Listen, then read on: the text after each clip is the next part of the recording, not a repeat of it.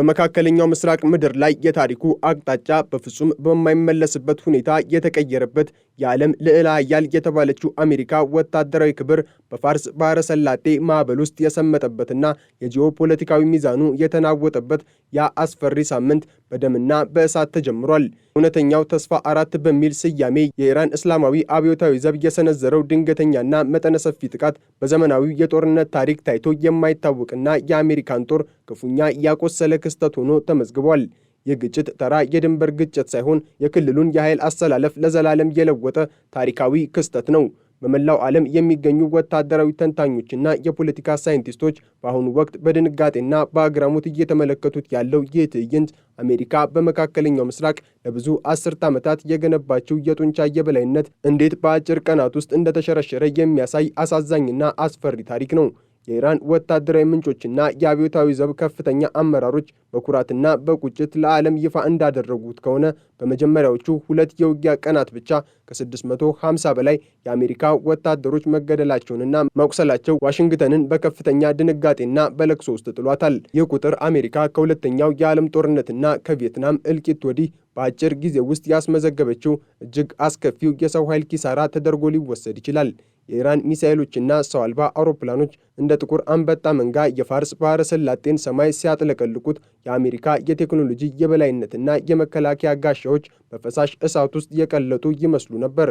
የ650 ወታደሮች መርዶ ለፔንታጎንና ለዋይት ሃውስ ሊሸከሙት የማይችሉት ከባድ ሸክም ሆኖባቸዋል።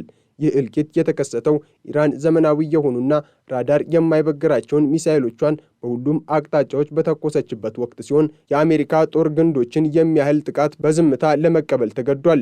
በተለይ በባህሬን የሚገኘው የአሜሪካ 5ኛ የባህር ኃይል ጦር ሰፈር ዋነኛ የጥቃቱ ሰለባ ሆኗል። የኢራን አብዮታዊ ዘብ ቃል አቀባይ ብርጋዴር ጀነራል አሊ መሐመድ ናኢኒ እንደገለጹት በባህሬን በሚገኘውና እጅግ ዘመናዊ ተብሎ በሚታሰበው ቁልፍ ወታደራዊ ተቋም ላይ በደረሰው ድንገተኛ አውዳሚ ጥቃት ብቻ 160 የአሜሪካ ወታደሮች በአንድ ጀንበር ተረፍርፈዋል። የጦር ሰፈሩ መገኛ አውታሮች፣ የትዕዛዝ ማዕከላትና የተራቀቁ የራዳር ስርዓቶች በኢራን ፋታህና ኬባር ሸካን ሚሳኤሎች አመድ ሆነዋል። ይህ ጥቃት የአሜሪካን የደህንነት መዋቅር በመብሳት በክልሉ ያለውን የአሜሪካ ወታደራዊ የበላይነት ጥያቄ ውስጥ የከተተ ብቻ ሳይሆን አሜሪካውያን በአካባቢው ያላቸውን የመቆየት ተስፋ ያጨለመ ነበር። የ5ኛው ፍሊት ዋና መስሪያ ቤት በእሳት ቃጠሎ ሲጋይና የወታደሮች ጩኸት ባህሬንን ሲያናውጥ የአሜሪካ መከላከያ ኃይል ምን ያህል ለጥቃት የተጋለጠ እንደሆነ የታየበት አሳዛኝ ትዕይንት ነበር። ነገር ግን የዚህ ጦርነት እጅግ አስገራሚውና ታሪክ የማይረሳው ክስተት የተከሰተው በባህር ላይ ነበር። የአሜሪካ የባህር ኃይል ኩራት፣ የኃይል መገለጫና የማይሰምጥ ተንሳፋፊ ምሽግ እየተባለች የምትሞካሸው ግዙፏ ዩኤስኤስ አብርሃም ሊንከን የአውሮፕላን ተሸካሚ መርከብ በኢራን የባህር ዳርቻ አቅራቢያ ስትቃኝ በኢራን የባህር ኃይል እይታ ውስጥ ገባች። በቻባህር የባህር ዳርቻ በ250 ኪሎ ሜትር ርቀት ላይ የነበረችው ይህች መርከብ 4 እጅግ ዘመናዊና ድምፅን የሚቀድሙ የክሩዝ ሚሳኤሎች ኢላማውን ጠብቀው ሲመቷት መላው ዓለም በድንጋጤ ተመለከተ። መርከቧ ክፉኛ ከመጎዳቷና በውስጧ የነበሩት ተዋጊ ጀቶችና ሰራተኞች ለከፍተኛ አደጋ በመጋለጣቸው በአካባቢው መቆየት ስላልቻለች ሸሽታ ወደ ደቡብ ምስራቅ ህንድ ውቅያኖስ እንድታፈገፍግ ተገዳለች። ይህ ለአሜሪካ ወታደራዊ ታሪክ ትልቅ ውርደት ሲሆን የአንድ ልዕለ ኃያል ሀገር ዋና የጦር መሳሪያ በኢራን ሚሳኤሎች ፊት ጀርባውን ሰጥቶ ሲሸሽ ማየት ለአጋሮቿ ትልቅ ድንጋጤን፣ ለጠላቶቿ ደግሞ ታላቅ መነሳሳትን ፈጥሯል። መርከቧ ስትሸሽ የተመለከቱ የኢራን የባህር ኃይል አባላት ድሉን በደስታ ሲያከብሩ፣ አሜሪካ ግን ይህንን መረጃ ለመደበቅ የቻለችውን ያህል ጥራለች። በመሬት ላይም ቢሆን ሁኔታው ለፔንታጎን አስደሳች አልነበረም። በኩዌት በኳታርና በተባበሩት አረብ ኤምሬትስ የሚገኙ የአሜሪካ የጦር ሰፈሮች በተከታታይ በሚሳኤል ድብደባ ሲናወጡ ሰንብተዋል። የኢራን ኃይሎች በሰነዘሩት በዚህ መብረቃዊ ጥቃት የአሜሪካ ጦር አመራር እርስ በርሱ መናበብ እስኪያቅተው ድረስ ተመቷል። ይሁን እንጂ ዋሽንግተን የደረሰባትን ይህንን ታላቅ እልቂት ለመሸፈን ከፍተኛ ጥረት እያደረገች ትገኛለች። የዋይት ሃውስና የፔንታጎን ባለስልጣናት በሰጡት መግለጫ የተገደሉብን ወታደሮች ብዛት 6 ብቻ ናቸው በማለት የዓለምን ሕዝብ ለማሳመን እየሞከሩ ነው። ፔንታጎን እንደሚለው 3 ወታደሮች በኩዌት በደረሰ ጥቃት ሲገደሉ፣ ሌሎች 2 ደግሞ ጠፍተው ቆይተው አስክሬናቸው ተገኝቷል። አንዱ ደግሞ በደረሰበት ከባድ ቁስል ምክንያት ሕይወቱ አልፏል በሚል ታሪኩን ለማቅለል እየሞከረ ነው። ይህ የ6 እና የ650 ቁጥር ልዩነት በሁለቱ ሀገራት መካከል ያለውን የመረጃ ጦርነት ቁልጭ አድርጎ የሚያሳይ ነው። አሜሪካ የደረሰባትን ከባድ ኪሳራ በ6 ወታደሮች ሞት ብቻ መሸፈኗ የሀገር ውስጥ ፖለቲካዊ ጫናን ለመፍራትና የወታደሮቿን የሞራል ውድቀት ለመከላከል ያደረገችው ተስፋ የቆረጠ ሙከራ ነው። ይህ የአሜሪካ መግለጫ ግን በኢራን በኩል ከፍተኛ ትችትና መሳለቂያ ሆኖባታል። ጀነራል ናኢኒ የአሜሪካን መግለጫ የውርደት መደበቂያና የፈሪዎች ፕሮፓጋንዳ ሲሉ ጠርተውታል። እንደርሳቸው ገለጻ 650 ወታደሮች ተገደሉና ቆሰሉ የሚለው መረጃ በመሬት ላይ ካሉ የኢራን የስለላ ምንጮችና በሳተላይት ከተደገፉ የውጊያ ዘገባዎች የተገኘ ሐቅ ነው። አሜሪካ የሟቾችን ቁጥር ደብቃ 6 ብቻ ማለቷ በሀገር ውስጥ የሚነሳባትን የተቃውሞ ማዕበል ለመሸፈንና የወታደሮቿን የሞራል ውድቀት ለመግታት ያደረገችው ሙከራ እንደሆነ ተገልጿል። እንዲያውም የኢራን ባለስልጣናት የአሜሪካ ጦር ሜዳውን ለቆ መሸሹንና በየጦር ሰፈሮቹ የሚቃጠሉ የአሜሪካ የጦር መሳሪያዎች ምስል ለዓለም ይፋ እንደሚሆን እያስጠነቀቁ ነው። የአሜሪካ ሕዝብ ግን ልጆቹ በመካከለኛው ምስራቅ ምድረ በዳ በሺዎች የሚቆጠሩ ኪሎሜትሮችን ርቀው በኢራን እሳት ሲቃጠሉ እውነታው እንዳይደርስ እየተደረገ ነው። ፕሬዝዳንት ዶናልድ ትራምፕ በሰጡት የቪዲዮ መግለጫ የአሜሪካ ወታደሮች መሞታቸውን አምነው ለዚህ ደም በቀል ይኖራል ሲሉ ቢዝቱም በንግግራቸው ውስጥ ግን ከፍተኛ ስጋትና ድንጋጤ ይንጸባረቅ ነበር። ትራምፕ ገና ተጨማሪ መስዋዕትነት ሊኖር ይችላል፣ ጦርነት እንዲህ ነው በማለት አሜሪካውያንን ለተጨማሪ መርዶ ለማዘጋጀት መሞከራቸው የኢራን ጥቃት ምን ያህል ጥልቅና አውዳሚ እንደነበረ አመላካች ነው። በትራምፕ አስተዳደር ውስጥ የሀገር መከላከያ ሚኒስትር የሆኑት ፔት ሄግሴት 4 ወታደሮች በከፍተኛ ጥበቃ በሚደረግለትና ሚሳኤል አይበግሬ ነው ተብሎ በሚታመን የትዕዛዝ ማዕከል ውስጥ ሆነው በኢራን ሚሳኤል መገደላቸውን በቁጭት መግለጻቸው የኢራን ሚሳኤሎች ምን ያህል ጥራትና ሰርጎ የመግባት አቅም እንዳላቸው ያሳየ ክስተት ነው። ፔንታጎን በጭንቀት ውስጥ ሆኖ በየሰዓቱ የሚወጡትን መጥፎ ዜናዎች ለማስተባበል ቢሞክርም በመሬት ላይ ያለው ሐቅ ግን አሜሪካ 650 ልጆቿን በ2 ቀን ውስጥ አጥታለች የሚል ነው። የጦርነቱ ትርምስ በዚሁ አላበቃም።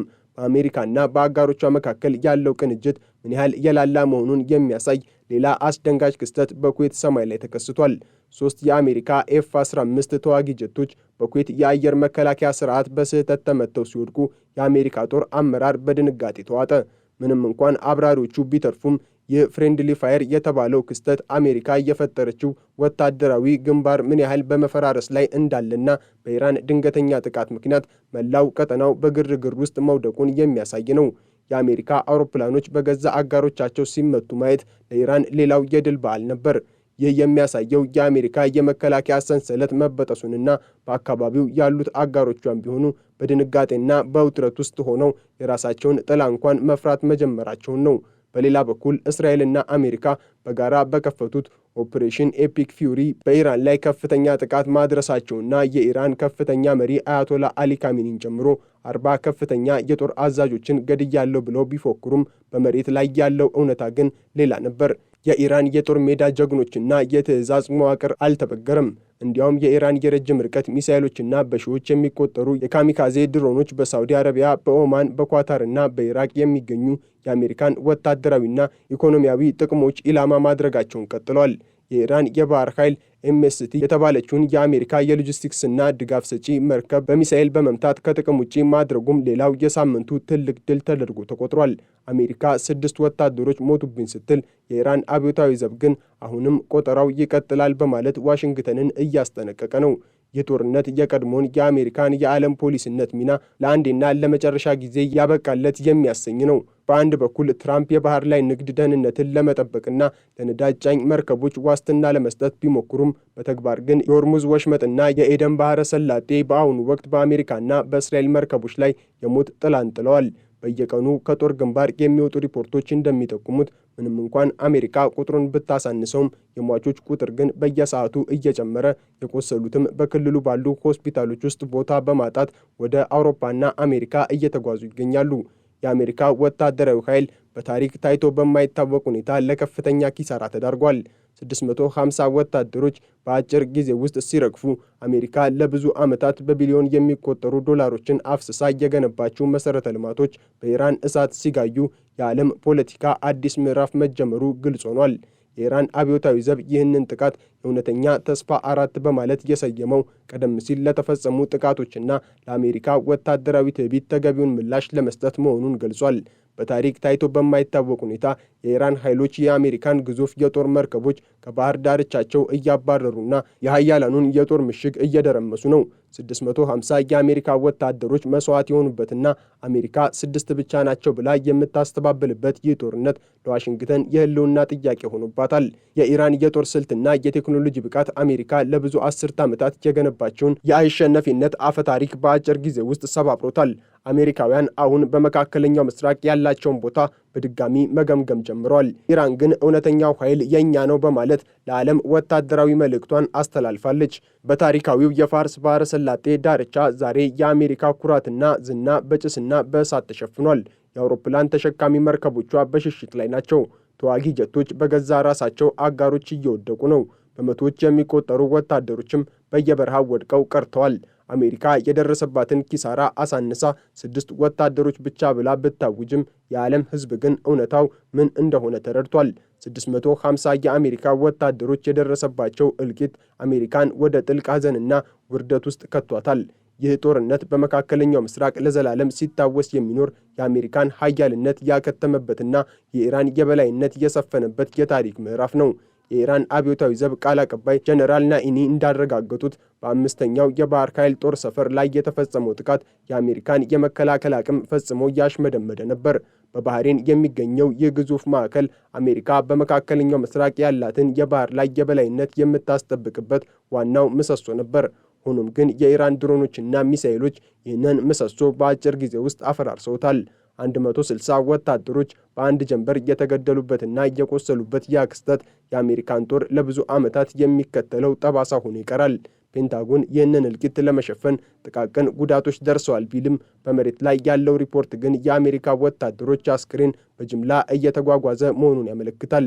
የአውሮፕላን ተሸካሚዋ መርከብ ዩኤስኤስ አብርሃም ሊንከን ታሪክ ደግሞ ይበልጥ አስገራሚ ነው። ይህች መርከብ በአሜሪካ የባህር ኃይል ታሪክ ውስጥ እንደ የማይነካ ምሽግ ትቆጠር ነበር። ሆኖም ግን የኢራን 4 የክሩዝ ሚሳኤሎች መርከቧን ሲመቷት የአሜሪካ ወታደራዊ ዶክትሪን በሙሉ ተናወጠ። መርከቧ ከባድ ጉዳት ደርሶባት ጭስ እያገነፈለች ወደ ህንድ ውቅያኖስ ስትሸሽ ማየት ለኢራን ብቻ ሳይሆን ለመላው የአካባቢው ሀገራት ትልቅ ትምህርት ሰጥቷል። የአሜሪካ ኃይል የወረቀት ነብር መሆኑን በተግባር የታየበት አጋጣሚ ነበር። መርከቧ ስትሸሽ በላዩ ላይ የነበሩት በመቶዎች የሚቆጠሩ ወታደሮችም በከፍተኛ ድንጋጤ ውስጥ ወድቀዋል። ጀነራል ናኢኒ እንዳሉት አሜሪካ ይህንን ሽሽት ወታደራዊ ዳግም ስምሪት ብላ ብትጠራውም ዓለም ግን የሽሽት ትርጉሙን በሚገባ ያውቀዋል። በሌላ በኩል አሜሪካ የተገደሉብኝ 6 ወታደሮች ብቻ ናቸው ብላ በይፋ መግለጿ በዓለም ዙሪያ ባሉ ወታደራዊ ተንታኞች ዘንድ መሳለቂያ ሆኗል። በአንድ በኩል ትራምፕ በቀል ይኖራል እያሉ ሲዝቱ፣ በሌላ በኩል ደግሞ ኪሳራችን አነስተኛ ነው ማለታቸው እርስ በርሱ የሚቃረን ነው። 650 ወታደሮች ተገደሉና ቆሰሉ የሚለው የኢራን መረጃ በሳተላይት ምስሎችና በመሬት ላይ ባሉ መረጃዎች የተደገፈ ነው። የአሜሪካ ሆስፒታሎች በጀርመንና በኳታር በአሁኑ ወቅት በቆሰሉ ወታደሮች ተጨናንቀዋል። ይህ ሁሉ ሽፋንና ድብብቆሽ አሜሪካ በዓለም ላይ ያላትን የኃያልነት ምስል ላለማጣት የምታደርገው ተስፋ የቆረጠ ሙከራ ነው። የአሜሪካ የጦር መርከቦችና አውሮፕላኖች በፋርስ ባህረ ሰላጤ ውስጥ ያላቸው ተቀባይነትና ደህንነት አሁን ጥያቄ ውስጥ ወድቋል። በኩዌት በኳታርና በተባበሩት አረብ ኤምሬትስ የሚገኙ የአሜሪካ የጦር ሰፈሮች ዛሬ የመቃብር ስፍራ መስለዋል። የኢራን ሚሳኤሎች በየደቂቃው ሰማዩን እየሰነጠቁ በሚያርፉበት ወቅት የአሜሪካ ወታደሮች መሸሸጊያ በማጣት በጭንቀት ውስጥ ይገኛሉ። ፕሬዝዳንት ትራምፕ የባህር ላይ ንግድን እንጠብቃለን ቢሉም በአሁኑ ወቅት የአሜሪካ መርከቦች ራሳቸውን እንኳን መጠበቅ አቅቷቸዋል። 650 ወታደሮች የደረሰባቸው እልቂት አሜሪካን ወደ ኋላ እንድታፈገፍግና ስልቷን እንድትቀይር አስገድዷታል። የኢራን የእውነተኛ ተስፋ 4 ዘመቻ ለዓለም ያሳየው ሌላው ሀቅ ዘመናዊ ጦርነት በቁሳዊ ብልጫ ብቻ ሳይሆን በቆራጥነትና በትክክለኛ መረጃ ላይ የተመሰረተ መሆኑን ነው። አሜሪካ በቢሊዮን የሚቆጠሩ ዶላሮችን አፍስሳ የገነባችው የአየር መከላከያ ስርዓት የኢራንን ድሮኖች መከላከል አልቻለም። እንዲያውም የአሜሪካ ተዋጊ ጀቶች በገዛ አጋሮቻቸው በስህተት ሲመቱ የአሜሪካ ወታደራዊ ቅንጅት ምን ያህል የላላ መሆኑን አሳይቷል። ይህ ሁሉ ውድቀት 650 ወታደሮችን ዋጋ አስከፍሏል። አሜሪካ 6 ወታደሮች ብቻ ሞቱብኝ ስትል፣ የኢራን አብዮታዊ ዘብ ግን እውነቱ በቅርቡ ለዓለም ሕዝብ ግልጽ ይሆናል በማለት ፎቶዎችንና ቪዲዮዎችን እያዘጋጁ መሆኑን ገልጿል። በመቶዎች የሚቆጠሩ የአሜሪካ ወታደሮች ቤተሰቦች በአሁኑ ወቅት በጭንቀት ውስጥ ናቸው። መንግስታቸው እውነቱን እየደበቀባቸው መሆኑን የተረዱት አሜሪካውያን በዋይት ሀውስ ላይ ከፍተኛ ተቃውሞ እያነሱ ይገኛሉ። ትራምፕ ይህንን ጦርነት ፍትሐዊ ተልዕኮ ቢሉትም ለብዙ አሜሪካውያን ግን ይህ ጦርነት የልጆቻቸውን ደም በከንቱ የሚያፈስ የውርደት ጦርነት ሆኖባቸዋል። ጦርነቱ በመካከለኛው ምስራቅ ብቻ ሳይሆን በመላው ዓለም ላይ የኢኮኖሚና የፖለቲካ ቀውስም ፈጥሯል። የነዳጅ ዋጋ በከፍተኛ ሁኔታ ጨምሯል። የዓለም ገበያም ተናውጧል። ይህ ሁሉ የሆነው አሜሪካ በኢራን ላይ የጀመረችው ትንኮሳ በከባድ ሽንፈት በመጠናቀቁ ነው።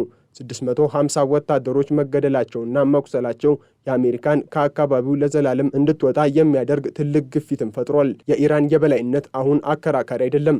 ከፋርስ ባህረ ሰላጤ እስከ ህንድ ውቅያኖስ ድረስ የኢራን ኃይል አሜሪካን እያባረረ ነው።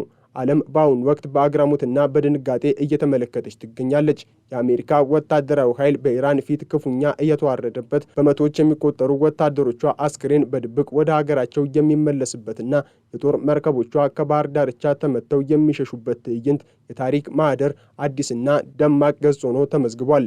ጦርነቱ ገና ቢቀጥልም በመጀመሪያዎቹ 48 ሰዓታት የታየው የኢራን የበላይነት ግን የአሜሪካን ደካማ ጎን ለዓለም ሕዝብ ቁልጭ አድርጎ አሳይቷል። በዋሽንግተን ጎዳናዎችና በፔንታጎን ቢሮዎች ውስጥ ዛሬ ያለው ድባብ የሽንፈትና የድንጋጤ ነው። ኢራን ግን በድል አድራጊነት ስሜት ቀጣዩን እርምጃዋን እያሰላች ትገኛለች። ይህ ግጭት የሚያስተምረው ትልቅ ቁም ነገር ቢኖር በመካከለኛው ምስራቅ ያለው ኃይል በአሁኑ ወቅት በአንድ አገር ፍላጎት ብቻ የሚሽከረከር አለመሆኑን ነው። 650 የአሜሪካ ወታደሮች የወደቁበት ያ ደማቅና አስፈሪ ጦርነት በመካከለኛው ምስራቅ ለዘላለም መቀየሩንና የአሜሪካ የጀግንነት ታሪክ ማክተሙን አብስሯል። አሜሪካ አሁን በቁጭትና በድንጋጤ ውስጥ ሆና ሟቾቿን እየቀበረች ቢሆንም የኢራን ሚሳኤሎች ግን አሁንም በሰማይ ላይ እያንዣበቡ ቀጣዩን ኢላማቸውን በመጠበቅ ላይ ናቸው።